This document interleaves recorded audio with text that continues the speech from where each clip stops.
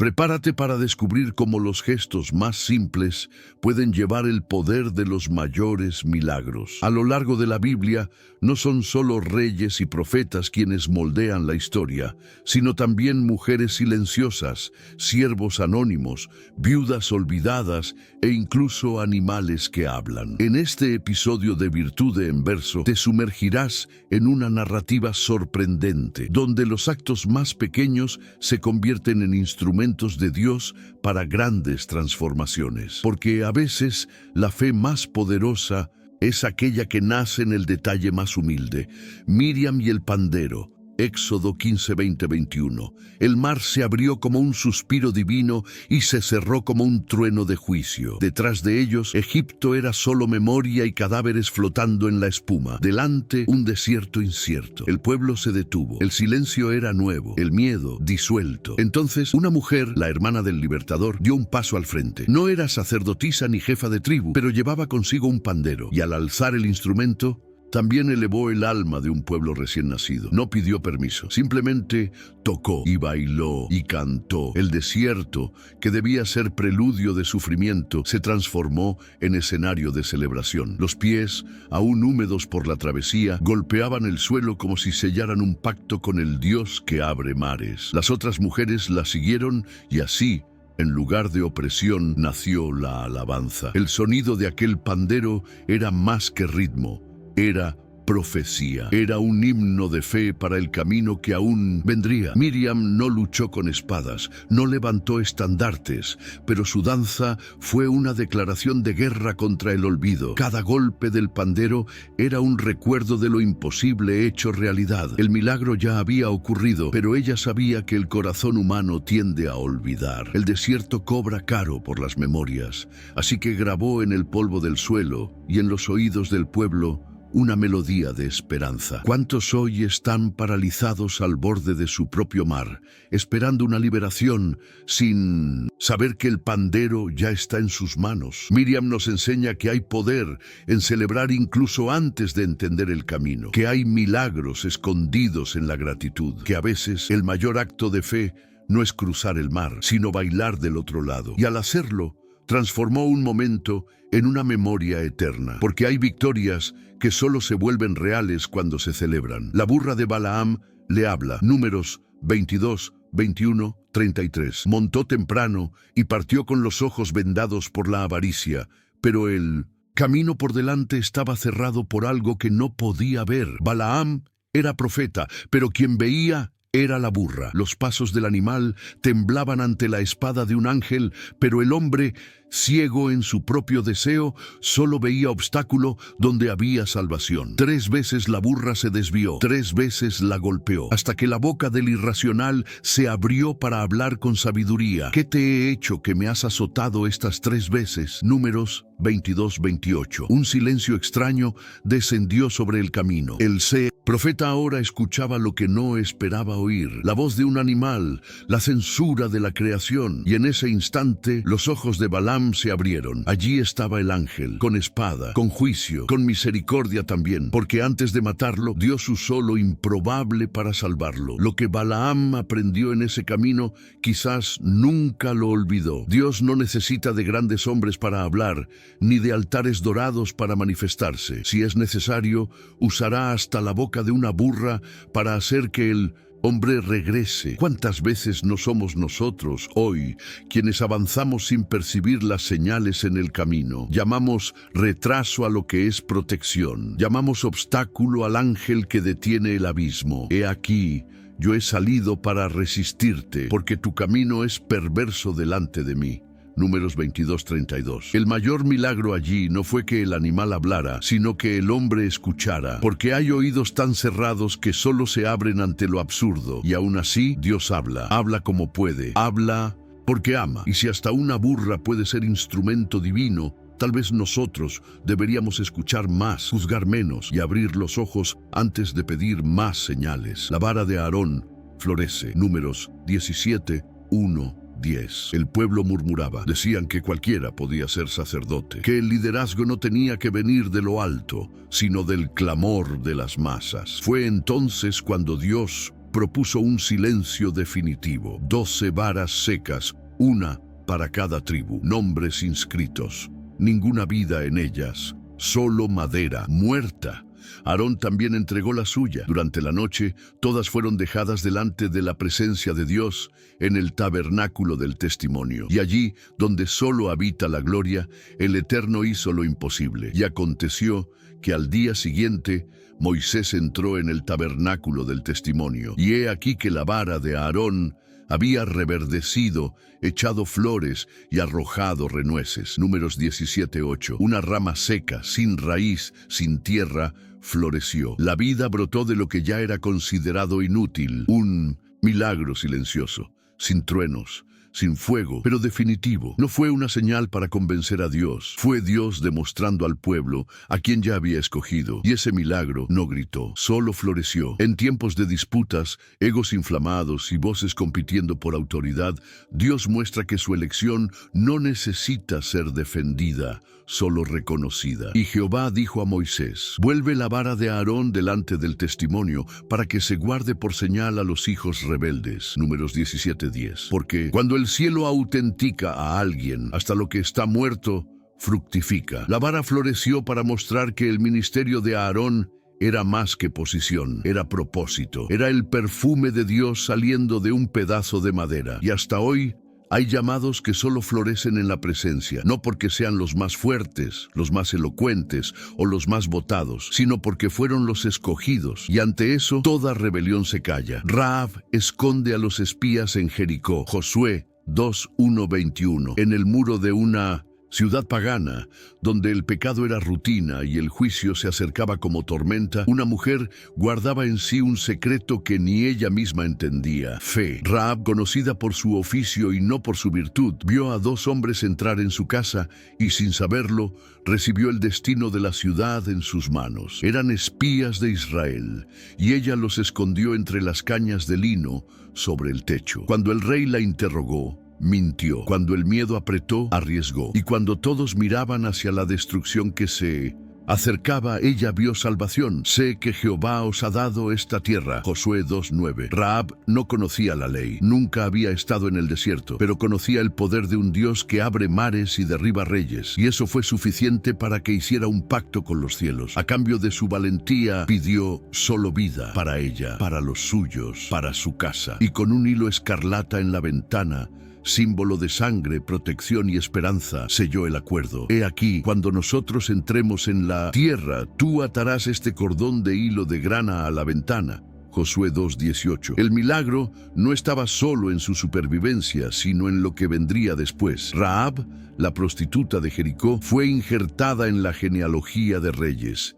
Sí, ella está en la genealogía de David y de Jesús, porque Dios no mira el pasado de alguien cuando decide escribir un nuevo futuro. Rahab no derribó murallas, no empuñó espada, pero su fe silenciosa, valiente y audaz, desarmó al enemigo y construyó un nuevo legado. Así es. Con Dios, hasta los olvidados de los muros pueden convertirse en cimientos de reinos eternos. Ruth recoge espigas en el campo de Booz. Ruth 2:1-23. Ella salió sin promesas, sin garantías, sin pan, solo con el valor de amar y el compromiso de permanecer. Ruth, la moabita, pudo haber regresado a su pueblo, a su tierra, a sus certezas, pero eligió seguir a Noemí, la suegra amargada, diciendo: tu pueblo será mi pueblo, y tu Dios, mi Dios. Ruth 1:16. Con manos humildes y pasos firmes, Ruth entró en el campo de un hombre que aún no conocía, pidiendo solo permiso para recoger lo que sobrara. Y allí, entre espigas caídas, un milagro silencioso comenzó a ser tejido. Booz, dueño del campo, la vio, preguntó por ella, y pronto,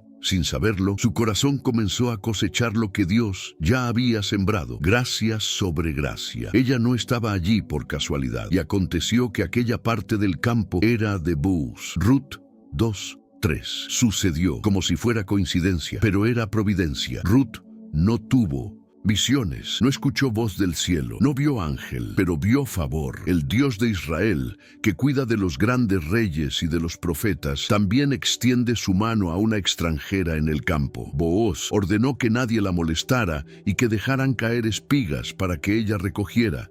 Pequeños gestos, grandes milagros. Dejad también caer para ella algo de los manojos y dejadlo que lo recoja. Y no la reprendáis. Ruth 2:16. Lo que era sobra se volvió sustento. Lo que era casual se volvió encuentro divino. Ruth aún no sabía, pero en ese campo comenzaba su redención. La moabita solitaria se convertiría en esposa, madre, abuela de David, parte de la genealogía del Mesías. Y todo empezó con pasos simples, manos recogiendo espigas y un corazón que eligió permanecer aún cuando todo decía que debía volver. Porque a veces el milagro está en continuar. Ana ora en silencio en el templo. 1 Samuel 1:9-20. Ella llevaba en su vientre el vacío y en su corazón una esperanza que insistía en vivir. Ana era estéril, provocada por Penina, angustiada y sin fuerzas.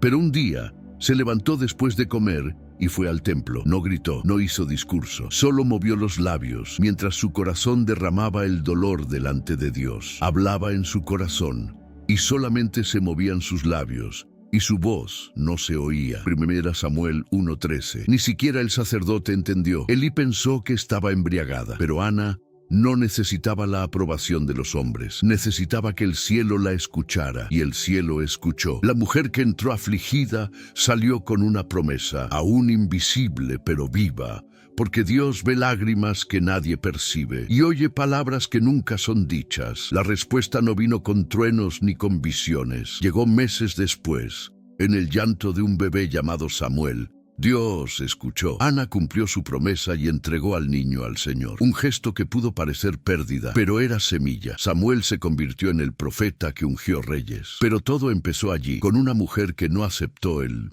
silencio como sentencia, y oró sin que nadie la oyera, excepto Dios. Por este niño oraba, y Jehová me dio lo que le pedí. 1 Samuel 1:27. Ana nos enseña que oraciones silenciosas pueden generar destinos grandiosos, que el templo aún es lugar de dolor sincero, y que hay momentos en que no hace falta decir nada para que el cielo se mueva, porque para Dios el sonido de la fe es más alto que cualquier clamor humano. La sierva anónima indica al profeta Eliseo a Naamán, 2 Reyes 5:1-14, en medio de la riqueza y el poder del comandante sirio Naamán, había una pequeña voz que nadie esperaba escuchar.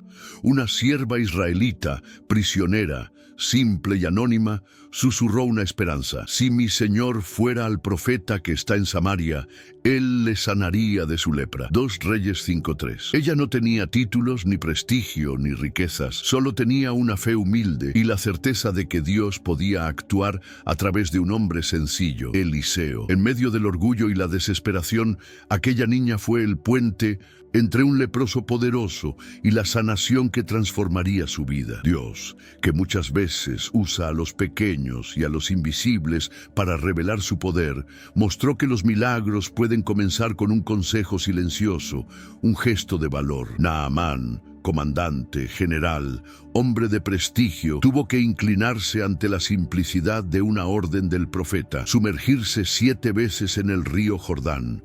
Ve y lávate 7 veces en el Jordán, y tu carne será restaurada. 2 Reyes 5:10. Aquel hombre, acostumbrado al lujo y a la obediencia inmediata, tuvo que superar su orgullo para recibir el milagro. Y fue una pequeña sierva, tan ignorada, la que dio el primer paso. Esta historia nos recuerda que el poder divino no depende de quién eres, sino de a quién reconoces que puede actuar. Dios habla a través de los humildes, guía a los perdidos y transforma situaciones con un toque de sencillez. El milagro muchas veces está escondido detrás de la voz más discreta. Abigail lleva pan y vino para calmar a David.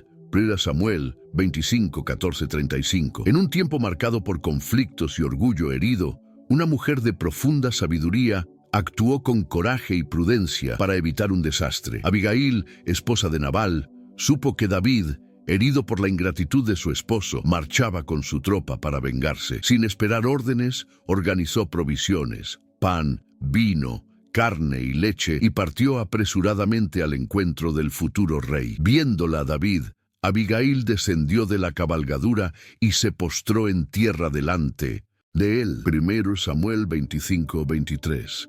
Con palabras gentiles, pidió perdón por el error de su marido y advirtió que la venganza no era el camino. Abigail no solo salvó su casa, salvó la vida de David y evitó un derramamiento de sangre inútil.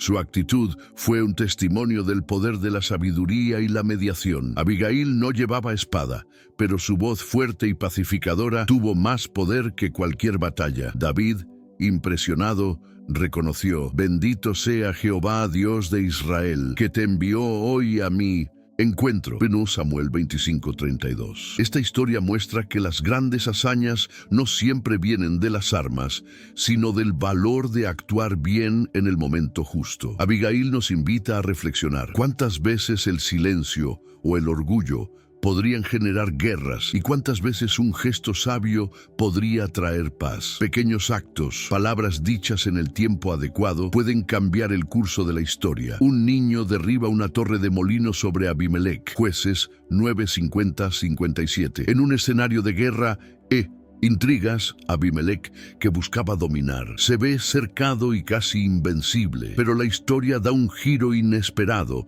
cuando un niño, un joven sencillo, derriba sobre su cabeza una piedra de molino desde lo alto de la torre. La fuerza del pequeño es suficiente para herir gravemente al poderoso. Entonces Abimelech vino a la torre de la fortaleza y subió a ella para cogerla. Pero una muchacha le dejó caer sobre la cabeza una piedra de molino y le quebró el cráneo. Jueces 9:53. Ese golpe revela que incluso los grandes y orgullosos pueden caer por el gesto más pequeño, y que Dios usa lo inesperado para cumplir su justicia. Abimelech, hombre de gran fuerza y ambición, necesita reconocer que su caída no vino de un ejército, sino de la acción sencilla de un niño. Esta historia nos recuerda que el poder verdadero no siempre es visible, y que el juicio divino puede venir de las manos más inesperadas. El niño, sin querer ser héroe, se convirtió en instrumento del fin de un tirano. ¿Cuántas veces subestimamos a los pequeños en nuestras vidas? Dios frecuentemente elige lo que el mundo rechaza para mostrar su gloria. El milagro está en entender que la fuerza de Dios se manifiesta en la debilidad humana. Una viuda hace pan con su último puñado de harina. 1 Reyes 17:7-16. El hambre consumía la tierra, y el cielo cerrado reflejaba la desesperación de un pueblo alejado de Dios. En medio de ese escenario, una viuda anónima en Sarepta se preparaba para morir después de consumir lo que quedaba, un puñado de harina y un poco de aceite. En ese momento surge el profeta Elías, pidiendo justamente ese último trozo de pan. La mujer, movida por una fe casi absurda, elige obedecer. «Hazme primero de ello una pequeña torta cocida bajo la ceniza y tráemela, y después harás para ti y para tu hijo». 1 Reyes 17:13. Su entrega, silenciosa y humilde, se convierte en el escenario de un milagro que desafía la lógica. La harina no se acaba, el aceite no se agota. La historia de esta viuda nos enseña que muchas veces el milagro comienza donde termina nuestra capacidad. Ella no multiplicó tesoros, solo pan, pero pan suficiente para vivir día tras día. Y la harina de la tinaja no escaseó, ni el aceite de la vasija menguó. 1 Reyes 17:16. No hubo espectáculo, solo constancia. El milagro de la provisión diaria. ¿Cuántas veces esperamos grandes señales mientras Dios actúa en lo simple, en lo cotidiano, en el sustento de cada amanecer? Aquella mujer que no tenía nombre, destacado, entra en la eternidad como ejemplo de fe inquebrantable, y su gesto prueba que pequeños hechos, guiados por la fe, traen milagros mayores que la propia supervivencia. Traen vida, esperanza y la presencia de Dios. Caleb, con 85 años, pide una montaña para conquistar. Josué 14:6-12. El tiempo había pasado. 45 años habían transcurrido desde que Caleb exploró la tierra prometida y se atrevió a creer, cuando los demás se dejaron llevar por el miedo. Ahora, con 85 años, no pide descanso, ni honor, ni jubilación espiritual. Pide una montaña. Aún estoy tan fuerte como el día en que Moisés me envió. ¿Cuál era mi fuerza entonces? Tal es ahora mi fuerza para la guerra. Josué 14:11. Sus palabras resuenan como un trueno de fe en medio de las colinas de Canaán. El cuerpo envejeció, pero el espíritu se mantuvo joven. Su visión no se apagó con los años, solo maduró. Caleb no quería lo fácil, quería lo que Dios prometió, aunque eso significara subir cerros y expulsar gigantes a los 85 años. La fe de Caleb nos enseña que la edad no define límites cuando el corazón arde con la llama de una promesa divina. Mientras muchos se rinden en el camino, él permaneció firme, alimentando la memoria de la palabra que le fue dada. Dame, pues, ahora este monte, porque tú oíste en aquel día que los anaseos están allí y que hay ciudades grandes y fortificadas. Josué 14:12. No negó los desafíos, sino que eligió enfrentarlos confiando en que el mismo Dios que le dio fuerzas en la juventud lo acompañaría en la vejez. Su historia es un recordatorio de que nunca es tarde para conquistar lo prometido. Basta con permanecer fiel, paciente y listo para la batalla, incluso cuando el mundo nos llama a parar. Jonatán prueba un poco de miel con la punta de la vara.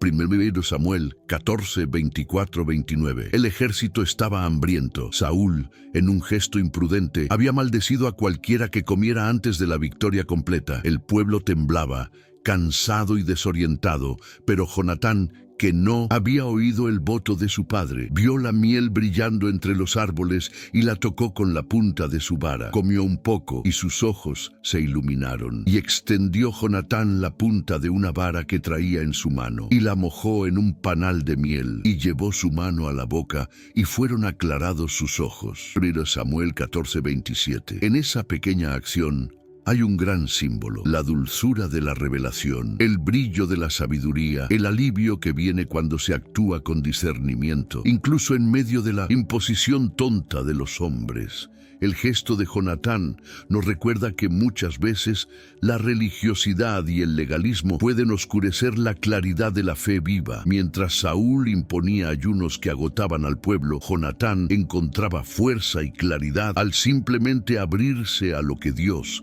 había puesto delante de él. Mi padre ha turbado el país.